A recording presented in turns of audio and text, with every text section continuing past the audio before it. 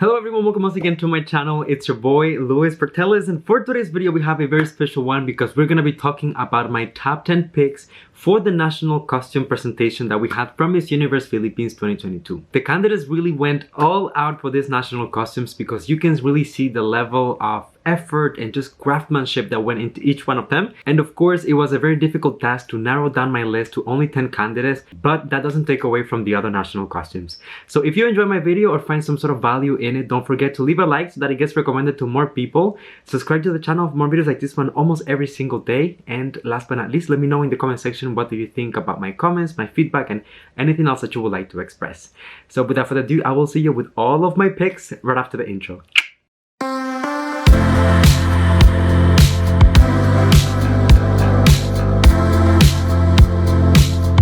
Alright everyone, here we go. So number 10 on my list, we have Pauline Amelines representing Bohol. And the reason why I really wanted to put her on the list is because I think that her national costume, it is not only very representative of her locality. Of course, we can see a lot of elements and aspects that refer to the ocean, to the sea, such as the pearls on the dress, such as this gradient color going from white to blue. But mostly because I think that overall, it is a very traditional Filipino dress. Of course, we can see the Filipiniana on the shoulders, which is typical, and I really love how there was some thought as well on the headpiece, the motifs of it, and even with the dress that she's wearing on the chest area. It is not only very cohesive, really on brand, but also very traditional. And I think that those are all the things that you want to find on a national costume. Number 9 on the list, we have Jillian Catherine de Mesa. I really appreciated the dress for Miss Nueva Vizcaya. Honestly, I really have to do a little bit more research about the history behind it, but the first thing that comes to mind is love, passion. I mean, that beautiful saturated red color with the golden arrows, I don't know, makes me think of like St. Valentine's, Cupido or something. And I think that she looks amazing while doing that. I really like when national costumes go all the way and they don't just stick to the silhouette of the candidate or to a simple dress. But here, I think that all of the arrows that are added on the back of the candidate really sell us a story. That might be up for interpretation, of course. Obviously, if we listen to her video or if we read the description of the national costume, we will get to understand precisely the story behind it. But when you only get this statement piece, just the way that it is, you can really come up with different versions and the meanings, and that's the beauty of it. You can really adapt it to your own way. Number 8 on the list, we have Genesis Latuca representing Baguio.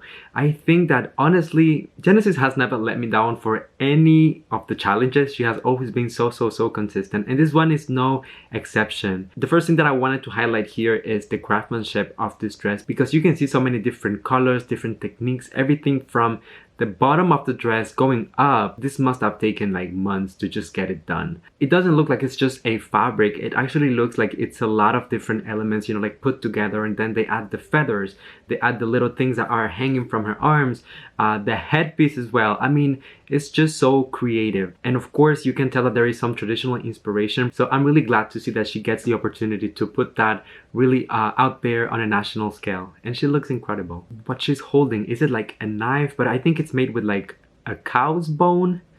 Lord Jesus. I absolutely love this. Number 7 on the list, we have Annabelle McDonald representing Misamis Oriental. Honestly, a very refreshing national costume that, I mean, works perfectly, but I was not expecting it from Annabelle herself. You know, I think that when I go back to the tourism video that she did, she focused so much on the ocean and the pearls and Misamis Oriental, going with that topic, that that was kind of like the route that I was expecting to see her go with the national costume. However, no. I'm not really sure what is it, but are these coconuts? Is it an orange? Not so sure. Once again, this video is really just first impressions of the costumes that really caught my attention, but of course I still have to do my in-depth research to know all of the story and the meaning behind each one of these. You know, at the end of the day, the thing that really grabs my attention is the attention to detail, because of course it's very easy to go very grand, to go outside of the, you know, proportions and scales, but when you really have to incorporate different materials, different fabrics, come up with accessories just to make it more attractive, more appealing, and it really incorporate a lot of different references in it. I thought this was a job very well done, so congrats to Annabelle and to her entire team as well. Now, number 6 on the list, we have Celeste Cortes representing Pasay, of course. And look, I'm just gonna say it, Celeste can even wear some traditional fabrics and make it look fashion. This woman belongs on the cover of Vogue or something, because I don't know, at least Mega magazine, come on now. But I will say that it's very refreshing the way that Celeste portrays here some of the traditional elements and traditional costumes of the Philippines, but in such a modern and refreshed way, I guess. I know that she has mentioned that her advocacy is all about the indigenous communities in the Philippines. So I think that this is a beautiful tribute to those groups, and also taking some of their culture and putting it once again on a national platform to bring more visibility. So I'm excited to see what else she will offer for the rest of the competition, but also how she will use the platform to help these communities. I think that this was an opportunity very, very well used by Celeste. All right, number 5 on the list, we have Vanessa Cara representing Iloilo province. I loved her national costume because it reminded me a lot in a way of her tourism video that she released just a few days ago, but she took it to the next level. Like the proportions, everything is like so grand, so beautiful. And once again, it really shows a different side of the culture in the Philippines.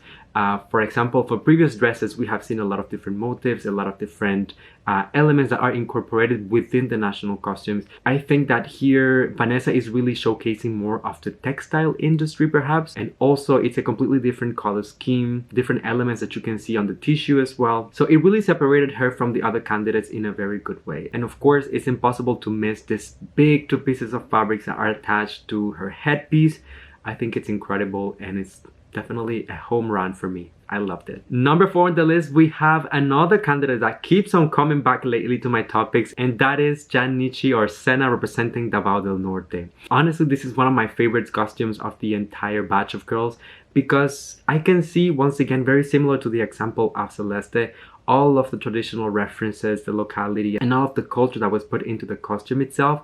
However, it is really elevated to a modern standard. It feels editorial, it feels like it's fashion forward, and Jan herself has really that it factor that can take the costume to the next level. It's not just about the costume being beautiful, but you also need to have, the aura and the presence to pull it off.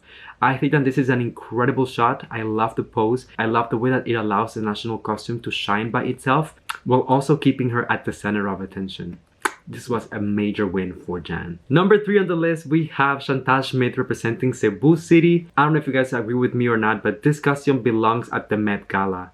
It's so beautiful. Honestly, it reminded me of something that perhaps like Lady Gaga would have worn. It's very creative, completely outside of the box, and it's really the attention that they put here when it comes to the shoulders, and the way that it goes down makes me think of a butterfly with this like diamond elements, very sparkly. You can see some pearls as well within the core of the national costume. So the neck piece, the bra, and like the skirt that she's wearing as well. So taking these textures in contrast with the tissue that was used on the shoulders and even like the diamonds just creates like a visual fest for the eyes. Even the color palette is very, low-key, just kind of like silver colors and black, but it makes it feel premium, very luxurious. And Chantal, I mean, she looks like $1 million herself, so already this is a major win for me. All right, number 2 on the list, we have Dorothy Chameleon representing Iloilo City. I really love this particular costume because it really embodies religion, in my opinion, and we know how important religion is in the Philippines. Myself, coming from Cuba, I mean, religion is just a major aspect of our culture and our everyday life. So when you have such a national costume that pays homage in such a respectful and just grand, polished way, it's really a joy to see. Everything from the attention to detail to even like the lower part of the dress, this must have taken like so long, and I don't even know how she's walking with this, because this must be so heavy. And even to the costume that baby Jesus is wearing here, you can tell that they took so long to get this done. The headpiece is really amazing, incredible detail as well, and I'm glad to see that they went very big with the headpiece because it kind of balances everything that is happening at the bottom of the dress as well. Loved it from head to toe. I will just lock her at church and never let her go out because everyone will come see her in her national costume. Yes. Sorry, Dorothy. Charot. Alright everyone, so now let's talk about my number 1 pick for the national costumes, and that goes to Isabel Lucia representing Mandaue. Honestly, this is such a beautiful national costume, and as soon as I saw it, I just knew at that particular moment that this was my favorite national costumes. It's so creative. Let's talk about a little bit of the roosters that she has on top of her hat, and it just reminds me of the life in the province and the agricultures that work with the animals in the farms. At the same time, I don't know if this is actually a thing in the Philippines, but in Cuba, we also have like the rooster fights, which are kind of illegal right now because we are trying to protect our animals. But back in the day, it was something, and it kind of reminds me of that as well.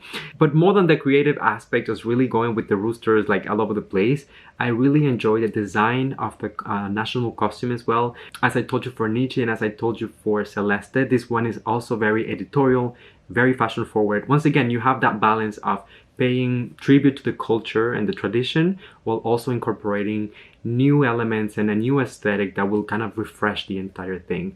I really love that although there is a lot going on with this national costume, you still can see Isabel's beautiful face, and she remains the focus of it at all times. And yes, it's a really hectic national costume, but when you look at it as a whole, it's very, very cohesive, and I love it. That's why it's my number one. So there you go, you guys. Those were my top 10 picks for the national costume segment of Miss Universe Philippines 2022. Please let me know in the comment section down below, what do you think about my list, my comments and feedback, and anything else that you would like to express. While you're at it, don't forget to leave a like on my videos that it gets recommended to more people, and subscribe to the channel for more videos like this one almost every single day. And now, before you leave, just, you know, our little tradition on the channel, come and give me a hug. Thank you for coming and spending a few moments of your day here with me. And until I see you next time, everyone, please stay safe, take care of one another, sending you all my love, all my kisses, and I'll see you on the next one.